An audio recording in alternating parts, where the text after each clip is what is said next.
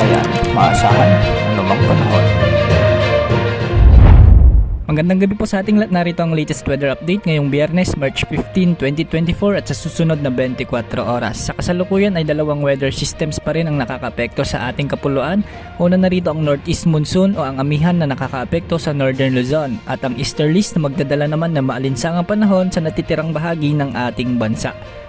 Ngayong gabi nga ay patuloy na magdadala ng maulap na kalangitan na may mga kalat-kalat na pag-ulan ang easterlies sa may Aurora, Quezon at Camarines Norte. Pinag-iingat po natin ang mga nakatira sa mga nasabing lugar sa posibilidad ng flash floods at landslides.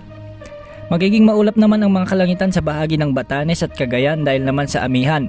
Ganito rin ang panahong aasahan sa bahagi ng Ilocos Region, Cordillera Administrative Region at sa natitirang bahagi ng Central Luzon at Cagayan Valley na minsan ay may mga isolated rains lamang. Sa ngayon nakikita na posibleng humina pansamantalang amihan ngunit posibleng muling umiral ito sa susunod na linggo pagsapit ng Miyerkules o Huwebes at magpapatuloy hanggang sa mga susunod na araw.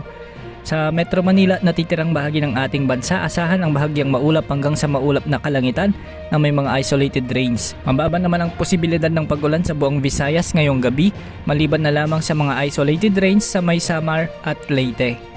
Sa Mindanao, asahan ang maulap na kalangitan sa buong rehiyon ngunit mababa ang tsansa ng malalakas na pag-ulan ngayong gabi. Bukas posibleng pumalo sa 40 degrees Celsius ang mararamdamang init ng katawan o heat index sa may Pili, Camarines Sur at Cotabato City, samantalang 39 degrees Celsius naman sa may Dumangas, Iloilo, Baybay, Leyte at Zamboanga City.